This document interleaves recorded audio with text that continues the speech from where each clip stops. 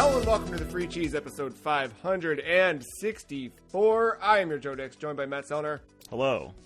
Marc Augustiniak. What is up? The Free Cheese is a weekly video game podcast about video games brought to you once a week by thefreecheese.com. Mark, should I have introduced you as the Digimon expert? Sure. Yeah, we can do that. Mark, Digimon expert Augustiniak. Today we're talking about Digimon, not a specific game. Primarily we're going to talk about the Digimon virtual pet specifically.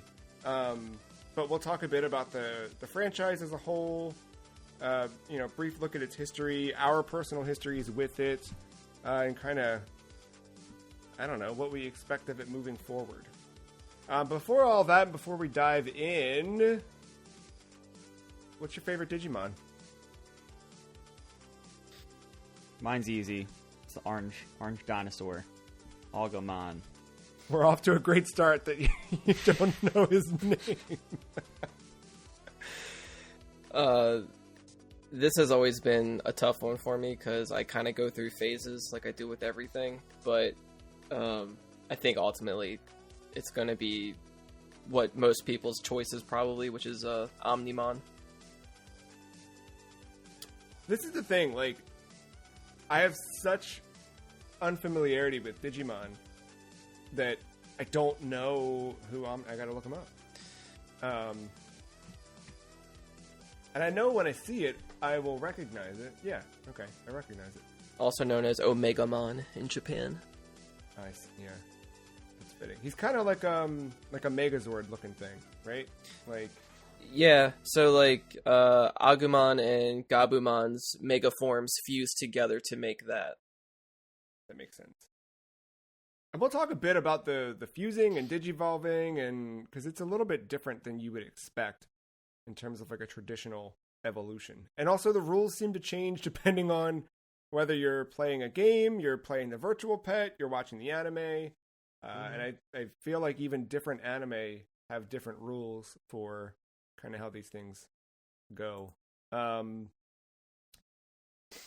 thing I've always liked about Digimon from afar is, I don't know, man, they lean into creepy and weird, and there's some wild Digimon out there. I think the coolest one I've seen so far, though, that I like is Lilithmon. Just a cool, just. So that's the thing with Digimon. Some of the Digimon are just people, or they look like people. That is the most hentai Digimon, if it ever existed. Is it? Well, congratulations to me yet again. I don't know. It's Digimon. Cool, when you start looking through what is it, Wikimon.net, and looking through different Digimon, just yeah. No, she's cool though. Just stands out as why is yeah, there's some other cool ones. I mean, Devimon I think is a classic sort of classic villain. Yeah. But we will get into that as we go through the episode. So let's start with why we're talking about Digimon. Really, we came into this season 12 of this year podcast, with the intention of dethroning Wii Sports as our number one title. And one of the games I chose to do that was Pokemon Gold and Pokemon Silver. And kind of looking at Pokemon and that whole era, eventually I reached the point where I wanted to add in Demi-Kids, which we recorded earlier this year. You can go check that episode out. What did we play, Matt? Demi-Kids Dark and Light version. That's what they were. But kind of in the same turn, Digimon has always been there right alongside Pokemon. So I thought it'd be neat if not only we did an episode just covering kind of Digimon as a whole, but specifically if we played with the virtual pet. Because I've not had a virtual pet in, I don't know, what year is it? Probably 20 years, maybe. It's been a while. I had a Tamagotchi. I don't remember if I ever actually had a Digimon. But the history of these, briefly, Tamagotchi was released as a virtual pet by Bandai, and they were wildly popular. And while, I don't know, did you guys have a Tamagotchi? Yes. No, in my house we had a nano puppy. Oh, yeah, I remember that. Did I have that or a neighbor had that? Yeah, I completely forgot about all the other. Yes. Just pooped and died. Well, yeah, that's it. That's all they do. That's it. You got the Tamagotchi experience, I think. That's, yeah. But Tamagotchi, I felt like was still popular enough with boys. But the heads at Bandai were like, nah, we need a boys version of Tamagotchi. Let's make one of those. So a few people came together and designed Digital Monsters, or Digimon, as we know it. And the first release was a virtual pet, where practically the same as Tamagotchi. You raised it, you fed it, you kept it alive, you cleaned up its waste. In the Tamagotchi games, you would play games with them, but in Digimon, you train them, or eventually you get to battling. And in that, they start to raise or digivolve, and they'll evolve into their new forms, just like Tamagotchi would kind of grow and transform into different things. So, so I picked up the version 20th is what we all have, I think, right? I know there's some variance with what you guys got. Like, Mark, you said the one you have has exclusive Digimon. Yes, I believe. Like, certain colors that release, they have certain exclusive Digimon that they can get. But they all essentially have, like, the same general ones as well. That makes sense. And I thought it would just be neat to kind of, like, as an off episode or a different episode from just ranking a game on the list, just to have an experience where we did something that I think was vitally important to video game history, right? These are a big part, all of this stuff, Tamagotchi, these, and obviously the Digimon virtual pet just birthed this entire franchise out of it. That's kind of, it's still going today. It just hit its 25th anniversary. And are we kind of like in that right now? Is that accurate? Is that this year?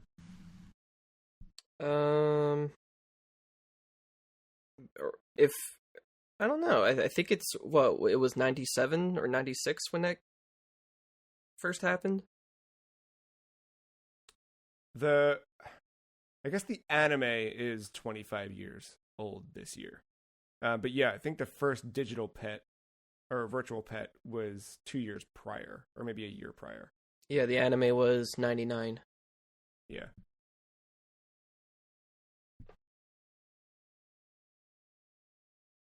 So, that was the big impetus, really. I wanted to bring in Digimon, just kind of talk about it collectively, and revisit the idea of a virtual pet and what that looks like in 2024. So let's start with the lob. And Mark, I'll kick to you because you're the Digiman. When was your first exposure to Digimon?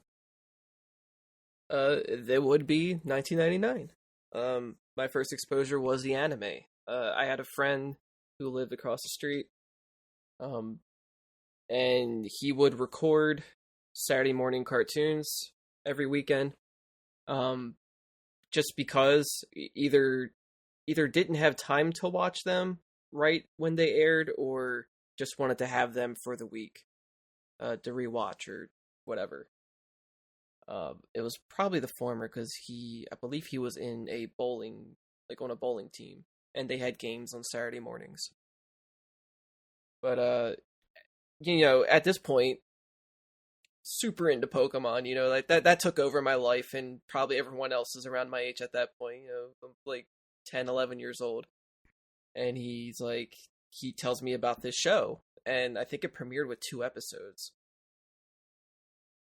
And so, like, I was like, yeah, like, I'll, he invited me over to watch it, and we watched them, and I really liked it. Like, everyone's going to make that comparison at the start, right? Because they have like a similar sounding name, but once you watch it, you realize how different it really is. But yeah, that set everything on me. Like that set me on the path. Was that day? That's it's funny. Like we have so many moments like that, right? Like I'm sure if you start to think back, there's countless moments where some kid or a friend or a sibling or whatever showed you something, and how many of those things just kind of fell flat. It's interesting. Why do you think for you Digimon stuck? I liked well, first I liked that the Digimon could talk and not just say their names in comparison to Pokemon. Yeah. Like the Pokemon anime, I liked watching it, but I even knew then that it was kind of shallow for the most part. And Digimon, I just liked that art style more. It had a more interesting story, more interesting characters. Just everything all around just felt better. And I also liked that everybody was like, well, at least for the American dub, that everybody had quips. Like everybody was a wise ass, even if it was like bad dad jokes or something. There's still some sort of yeah. Matt, how about you? When was your first exposure to Digimon? I can't pinpoint the exact tape that Marc had, but I know I don't think I ever watched the anime, but I definitely knew it existed while watching the Pokemon anime. Yeah. I would say probably my first real exposure. Can't remember if my cousins owned or rented, but they had access to Digimon World at one point. I'm pretty sure they owned it.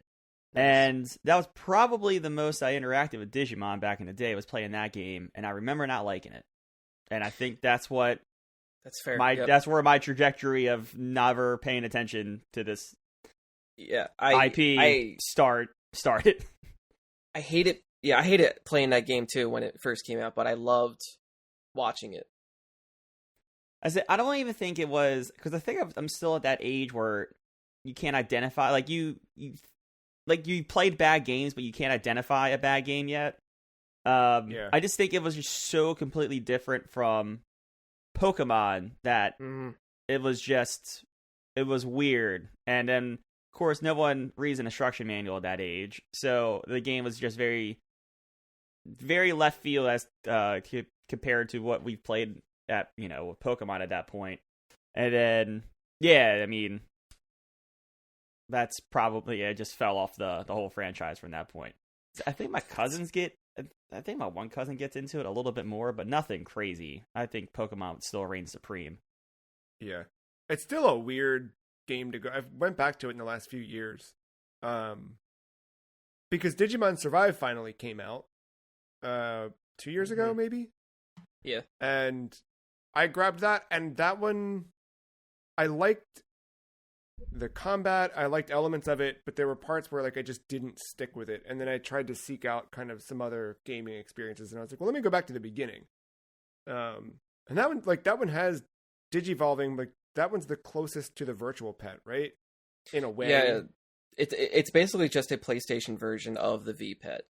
Yeah. And I like Matt, like I didn't know that back then. Like I think that's the one time I wanted it to be more like Pokemon, was with the way it battled, because I want to command the monster. I don't want to give it suggestions and hope that it listens to me. Like it does its own thing. Yeah. So since the first exposure, Matt, you've kind of stayed largely away. No other major interaction. No. The song definitely stuck with you, though, right? I mean, that's been a because I don't think I watched the anime. I'm saying I was aware of it. And then I played this game knowing that there was this anime that's like Pokemon. I do not remember watching an episode of Digimon. I don't either, but I still feel like the song permeated. Because I never watched the anime. Maybe if I heard it again, I might recognize it. But at this very second, cold, not going back to, I do not know what you're talking about. So if I said Digimon. Oh, okay. Never mind. That's it. Okay, yeah. That's the only one I'm thinking of. Okay, all right. Turntable scratching. No, I feel like I probably saw some of it back then, but I don't remember any specific episode from when I was a kid. I went back to it a couple years ago out of curiosity, and I don't think I finished the first season, but it is cool. And then like everything, like it kind of evolved, and I mean, I think my largest exposure, or my most deep exposure to it, has been through Marc, and I understand a lot more about it because of Marc's interaction with the series and history with the series. I know that anime gets dark is, I think, maybe a weird term, but I think it's a catch-all term I'll use here. But it definitely goes deeper than what you would expect from, one, a kid's show, but two, something that is so Pokemon adjacent.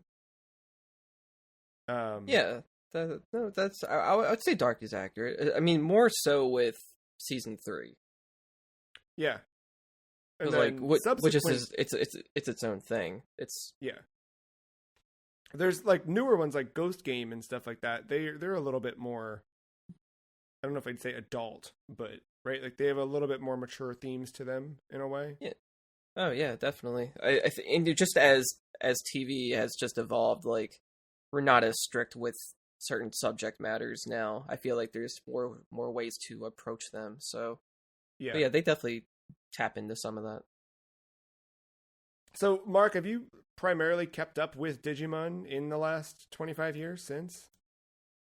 Yeah, like I feel like I always have a finger on the pulse of it, but I'm not I would say currently I'm not as like active with it, but I'm always keeping an eye out, just seeing, like, sniffing out like what's going on or something, something new that's happening or what.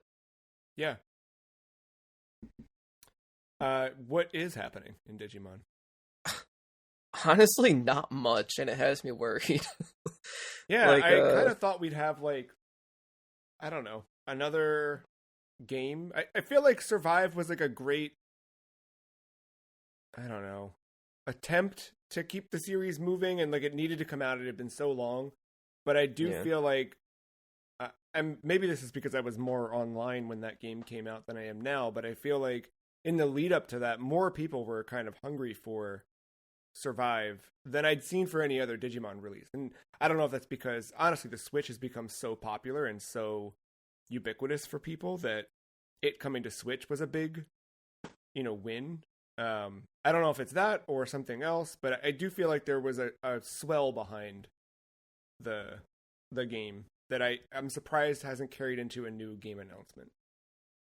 Yeah, like Survive had this tone to it that like it felt like Digimon's most mature anime in a pseudo visual novel tactical RPG format.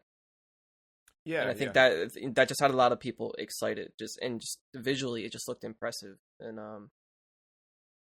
but then it struggled. It went through development hell. It went through 2 different studios working on that game and everything. Yeah, we just weren't sure that was ever coming out. So I'm glad it did. Pun intended, survive. Yeah. But since then, they released a movie sometime last year. It just recently came on Blu-ray. But outside of that, there's like a web comic and like a web series. And that's basically it outside of the card game, which is more apparent in Japan than it is here. It's harder to find cards for that series here. I feel like a lot of stores are starting to drop selling that, or it's just hard to acquire.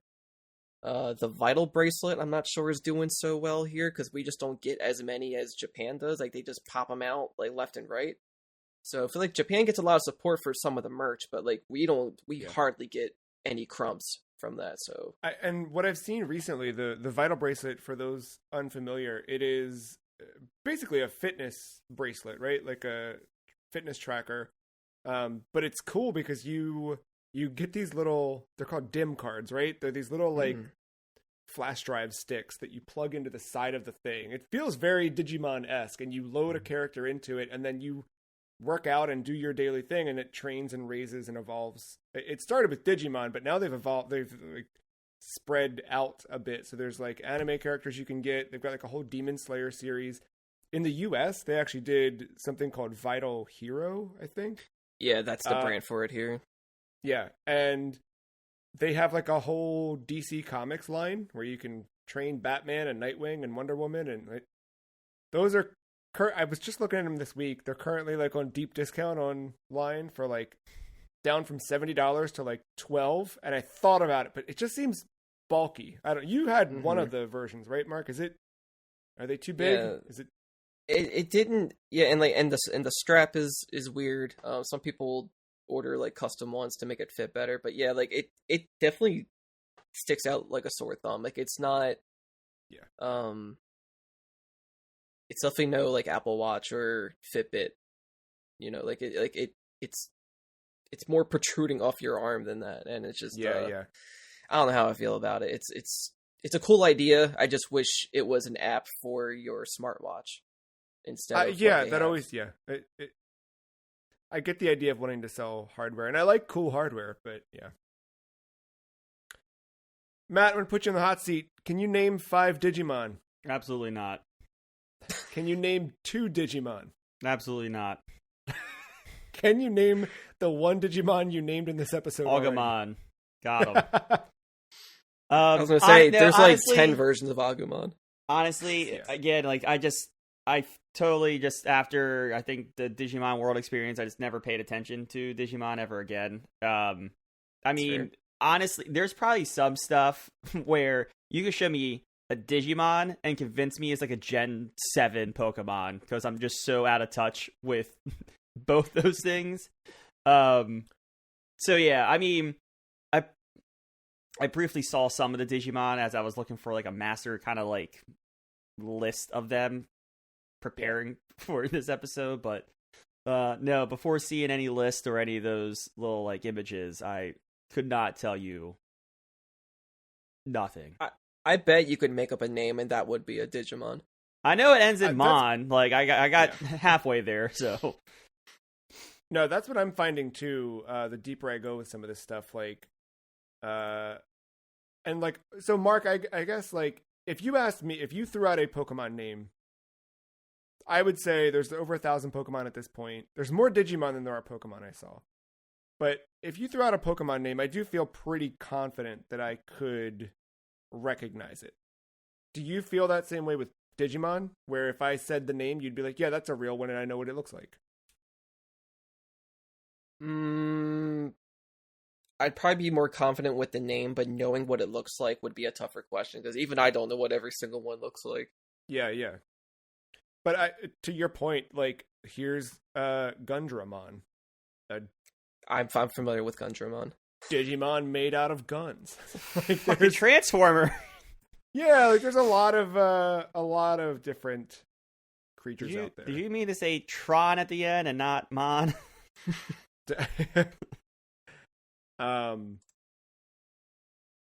Yeah, there's a lot. I honestly, I am with Matt. I don't think I could have named like 2 or 3, maybe.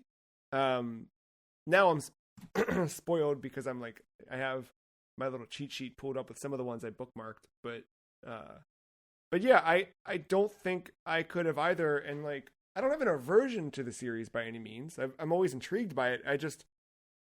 I never got there. I'm curious, why do you guys think that Digimon has been, I think, less approachable than Pokemon? Or even in recent years, we've seen Shin Megami Tensei and that whole series kind of blow up in the US. Why do you think Digimon has not had that? I just think the exposure here, like I can't get away from Pokemon here. Digimon, I feel like what Mark was saying, like you kind of are searching for some of those things and you can't find them here.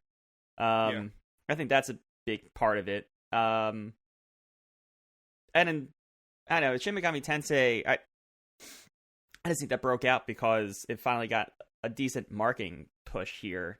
And it helped that game. I think on top of that, like, didn't 5 come out in 2020? Or maybe early 2021? I think. I mean, around that time, remember, we're starved for some new video games, too. So, it didn't get quite the Doom Animal Crossing push, but I think that certainly didn't hurt it either. No. Do you think it needed a Digimon Go? Like, would that have set, or can that still do? If a Digimon Go came out tomorrow, would you try it, Matt?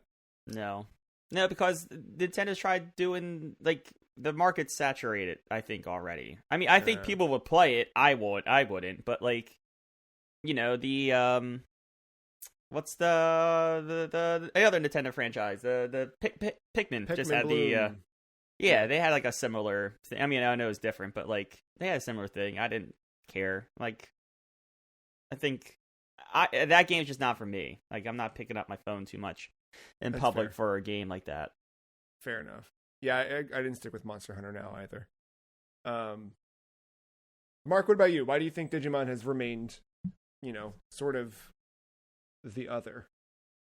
Well, I think they have a good IP on their hands. They just don't know what to do with it. Like, I feel like it's always been in a constant state of experimentation, and they just haven't found that formula that just works with that IP. Like Pokemon, they figured it out. Like the way that gameplay hasn't changed. It has been the same exact game since day one. You have spin-offs that come off of it, and maybe the main game has had some modern improvements or tweaks or changes, but at its core, it is still the same turn-based, monster versus monster fight.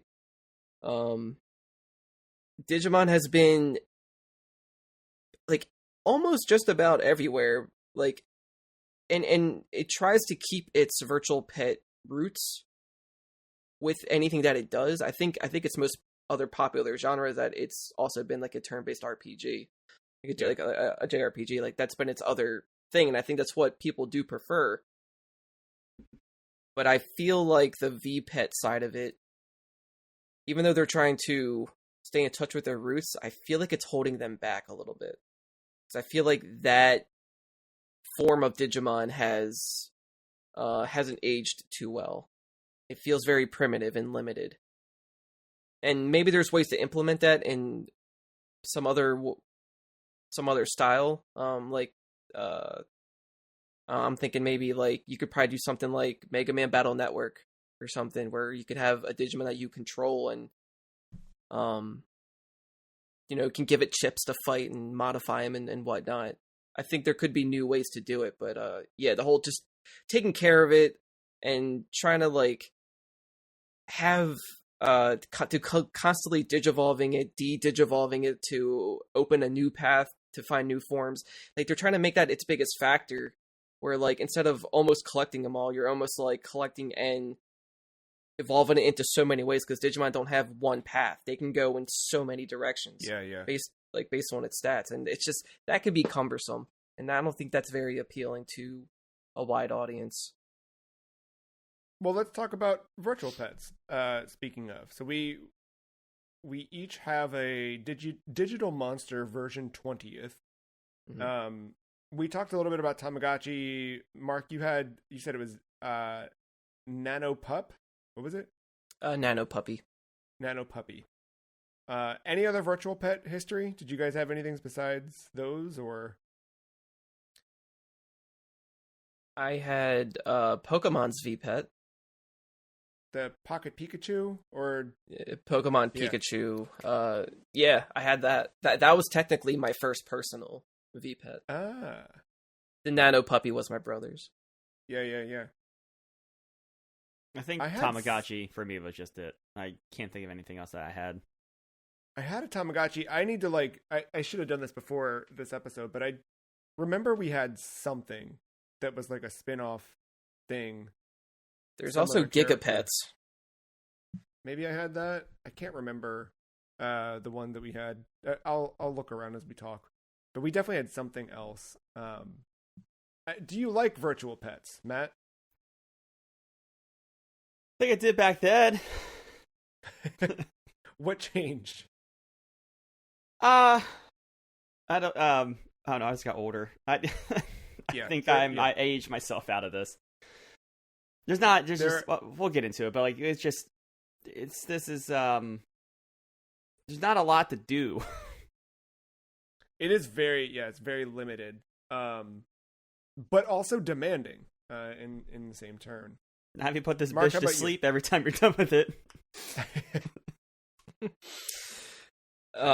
Conceptually, I do like the idea of a virtual pet.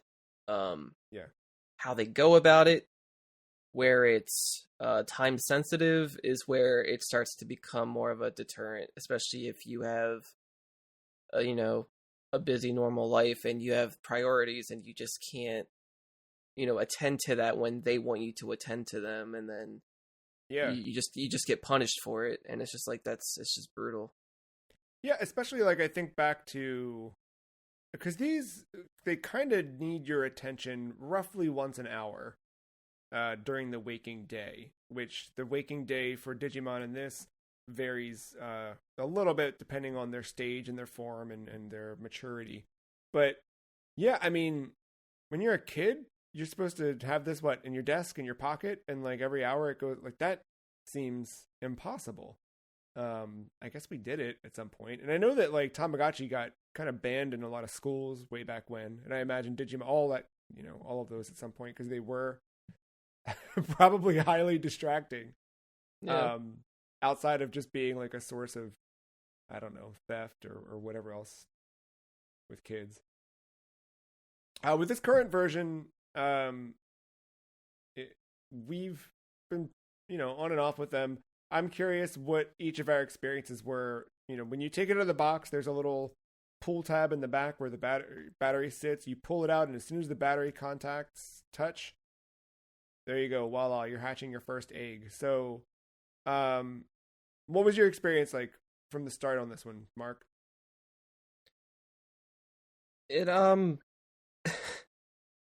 Well, it's going to be pretty similar to some of my past experiences, because by this point, I think I've owned about seven or eight virtual pets by now in different shapes and forms. But I've rarely had the experience with the original one. The ones that I had more time with were more casual, where like they weren't time sensitive and you don't have to worry about feeding them. But I did take notes for the first day, which was like, I don't know, just seeing, because I didn't know like how exactly everything worked at that point. Like I didn't know how long it took for something to digivolve and whatnot, and like, like what's their actual bedtime, and knowing that like you have to put them to sleep. If you see them with disease, they're not actually sleeping. You have to put them in bed. Like you got to tuck them in. And I never knew that.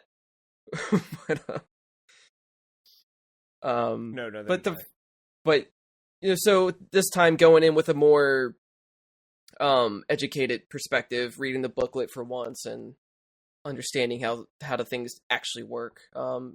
It didn't go bad at all, really. I was pretty tentative to the Digimon. Like I got my my little baby all the way up to an Agumon, and then I had another egg, and that eventually became a Gabumon. And then I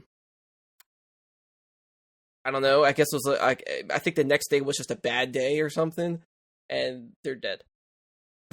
Yeah, that was kind of my experience too. Like I turned it on, I was like, okay, here we go. And I remember this was like maybe the first round of NBA playoffs or something. So I remember like a Saturday starting this thing up. Oh, it's yelling at me right now. Oh, it just evolved. Who'd we get? Agumon turned into Greymon. Nice.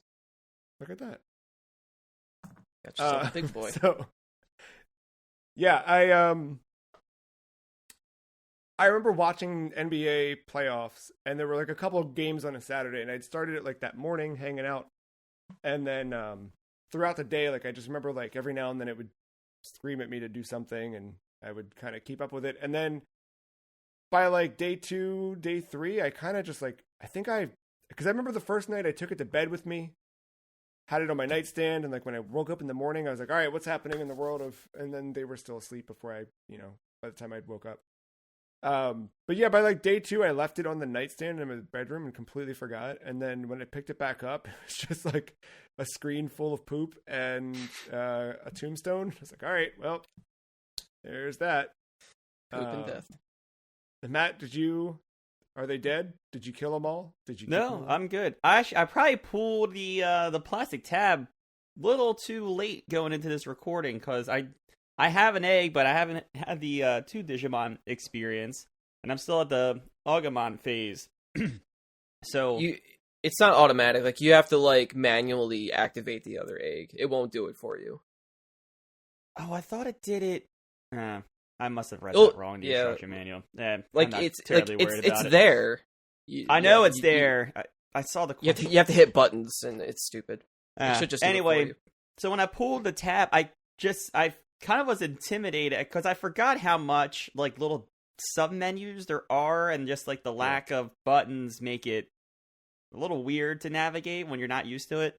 So honestly, I think the first half an hour to 45 minutes I had this thing on and active, I think I'm just reading the manual just to figure out what the hell to do. Like, I remember the principles. I remember the joke of like there's always poop to clean up. But I was like, I know you gotta feed it.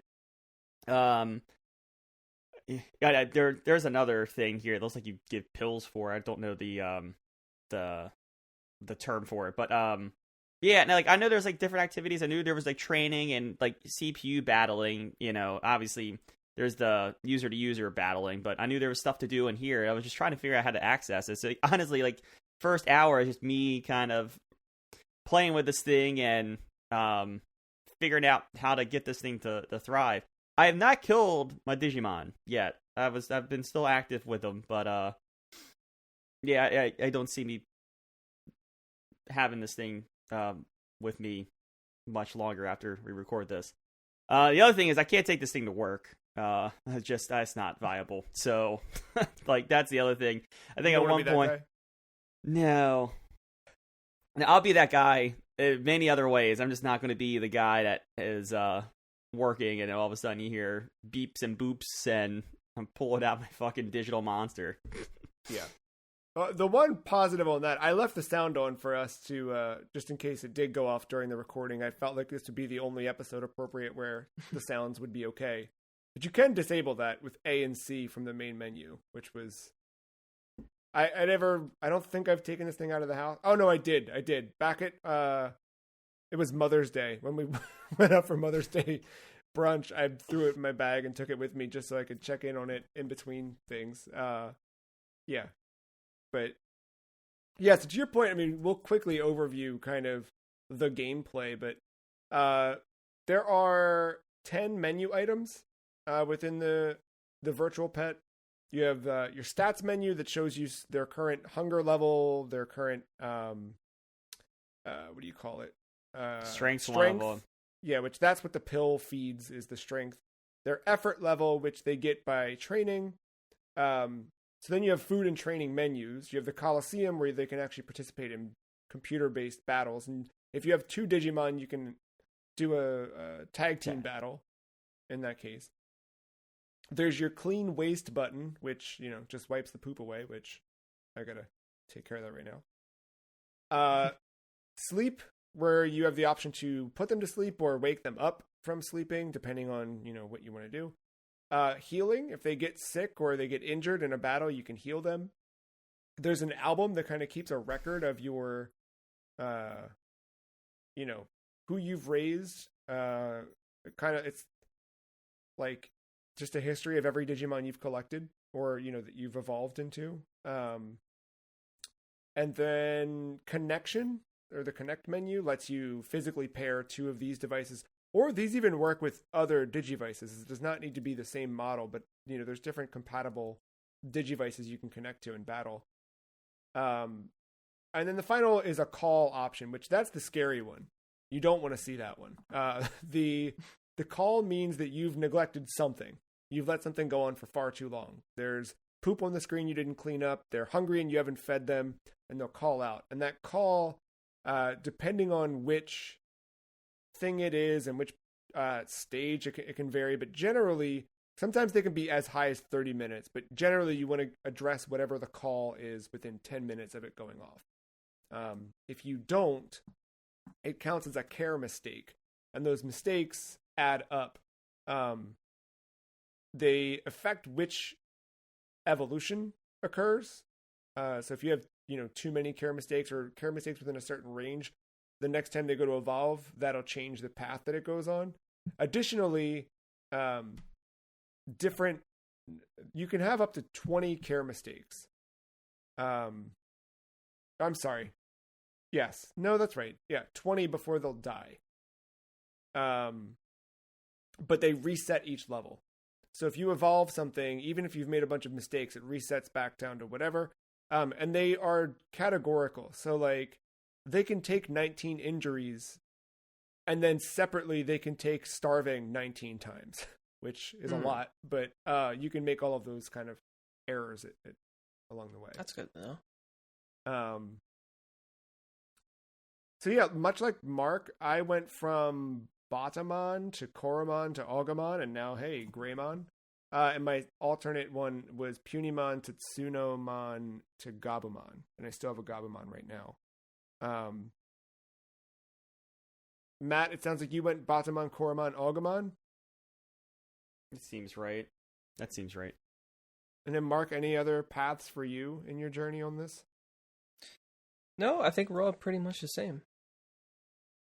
Which I think that's like, I think it's kind of neat in terms of like, I don't know, maintaining the experience, but I also think it would be neat if we bought different devices and stuff, there's different options out there.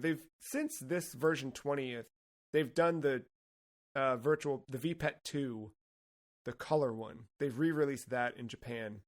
And that one is not, the one that we got is neat because there are so many different Digimon in this one. They've really packed a lot of different options. There's 5 eggs you can choose from early on, where if you buy the version 2, it's a color LCD backlit screen with USB-C charging, which is sick.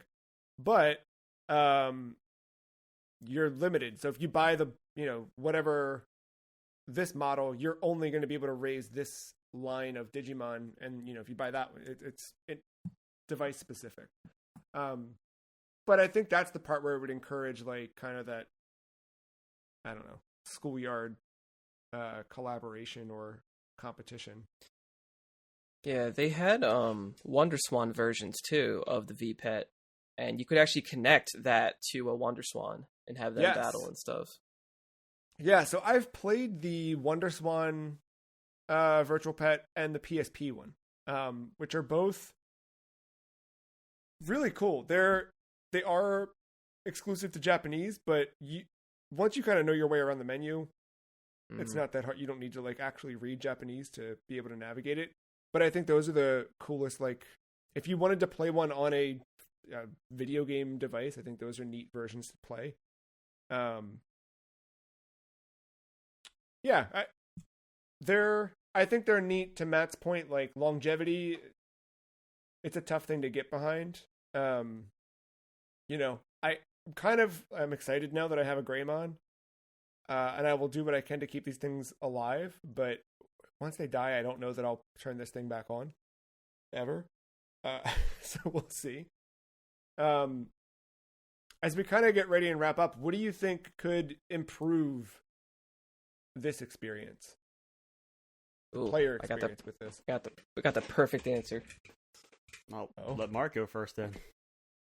So, back around when Digimon Tamers or Season 3 was airing, they had released their VPET Digivice that coincided with it.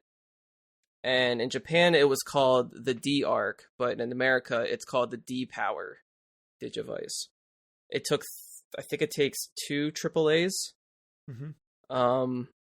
And I still have mine, and I have a Gilmon that is still alive. It's kind of hard to see on the camera, but he's When's there. The last time you touched this? It was pretty recently, but before that, it's been a good while. So they stayed alive, is my point. Yeah. Oh, and also like it didn't reset when I changed the batteries. The game didn't reset. It still kept the amount of steps I took because it has a pedometer in here. Huh. So you can so you can lightly shake it or clip it, and it will track the steps for you. And then that's how you get into battles after every few steps. which similar to the other Digivices, I think the X Pendulum series does something similar. But when you do battles with this, like in a show, you have a card, and you can swipe it on the side, and depending on how fast or slow you swipe it determines what type of special attack your Digimon does between, like, speed, sniper, and power. Huh. And the best thing about this was that it came with a 9-pin cord that you could hook up to your PC, and you could actually play online against other people in a browser. And it looked like the digital world, and had like these like crappy little compressed CG images that look like sprites. And and then you could upload your Digimon's data, download it back onto your Digivice, can have that progress and move on. And they haven't done it since. When was that released? This was back in like 2002. Oh wow, it's okay. It's been so like using dial-up internet, trying to fight people online. Like I did it for a little bit. It was really cool. That was the most Digimon thing that they could have ever done with this, and then they just haven't really been back with that since. Like maybe the Vital Bracelet is something similar, like a more modern version of that to a point. Yeah, but it's not the same. But yeah, that would like if they had some type of online connectivity with it, I think that would have been the best. Yeah, because I mean, if the three of us went and got lunch and took these and battled, that'd be one thing. But like, how frequently are we doing that? And then we've also got to make sure these things are a lot. It's just yeah, it's not viable. Matt, what do you think? What can improve the player experience on the virtual pet? I mean, Marc's thing, that's if you want to go into the rabbit hole. I think you want to like not carry this thing around. We've said it before, but put it on a smartwatch. Yeah, that's the best way. No, I like Marc. I really like that thing. It's just that's not for me. But if someone wants to go deep into it, I think that's a really cool. No, like if all that is on an app, I am 100% for the app. I don't see. If they had I don't see a card swipe slot though on my Apple Watch. That's the only thing. I mean, the card thing was only for specifically that anime, but no, but like your phone has a pedometer in it. Your phone's already tracking your steps. Like, why not just go that one step further and like you can still do like we talked before, the Digimon Go thing, but like instead of going out to catch those, make it a thing where like it's tracking your steps, it's tracking that stuff, and you can do NFC battles with other people, or you can play online against people. Like, I would 100% play that easily. Yeah, I think that's kind of where I came away from this thing. Like, it's neat, but it's too much to like carry around the thing. If it were an app, or if it were, I don't know. I think the online connectivity is the big thing that's missing for me. Like the ability to just like do this from home and play not just you guys, but like other people and do that kind of battle. And I think like just canonically the digital experience of Digimon and like the whole world of Digimon, the way they exist and all that lore wise, I think it'd be neat to lean into that. I mean, look at Heart Gold Soul Silver, right? They came with that Poke Walker. That's If he had something like some type of reverse way of that too, like that would have been perfect. Yeah. I've got two questions to close us out. Matt, I'm going to start with you. What do you want in Digimon moving forward? You're asking the wrong person because I don't even know what it has on. What would attract you to Digimon? What would get you to check out Digimon? God. A MOBA. You got into... Huh? A MOBA. A Digimon MOBA. You wouldn't do one of the core games if it were more like a, Am I playing Pokemon? Yeah, fair enough. I mean, I know they're different, but I'm just saying, like, America's direct comparison. I just don't see me playing. Shin Megami Tensei is cool because it's demons. These aren't demons, unfortunately, for the IP. Yeah, they might be. I mean, if you have 1,000 of them, one of them's got to lean that way. There's a demon. Oh yeah, there's a few, but it's not all. You know what I mean? Yeah. Like it's not its theme. So yeah, to your point. And Mark, if someone does want to check out Digimon, obviously the virtual pets, you can get these. I mean, they are not all of them. Some of these are Japan exclusive, but a lot of these are widely available. You can pick them up, even in like your local store, unlike the card game. But what is the best Digimon game you would recommend for people to check out? Ah, shit. Yeah. Well, because it's a matter of like what's accessible, like Remove that. Let's assume they can walk into a retro shop, support their local retro video game shop, and pick something up. Or Steam or whatever's out there. Well, I guess it's gonna depend on what genre of game you enjoy playing as well. If you want something more casual, I guess I could recommend either Digimon Survive, or if we want to go older, I would say even check out Rumble Arena or Battle Spirits for the GBA. They're kind of like Smash clones. Oh, nice. Something a little more hardcore then. I think Digimon Story Cyber Sleuth is a good entry point. It still has a bit of that VPET element in there, which can be tedious depending on what kind of Digimon you want in your group. But that's basically the closest you're going to get to something that's like a Persona or a SMT type experience. Well, thank you both for a tour through Digimon, through the eyes of the virtual pet. We'll see how long these things stay alive. Yeah, this was a fun experiment, I think. And Mark, thanks for joining us for this one. Yeah, thanks for having me. Next week we'll be back with Pokemon Gold, Pokemon Silver, Part 2, where we will go through Kanto and share our experiences there.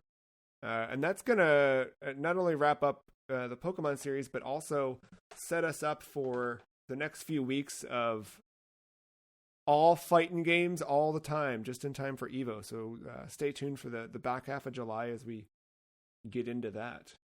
Until then, thank you, Matt. Thank you, Mark. Thank you, listener, for listening.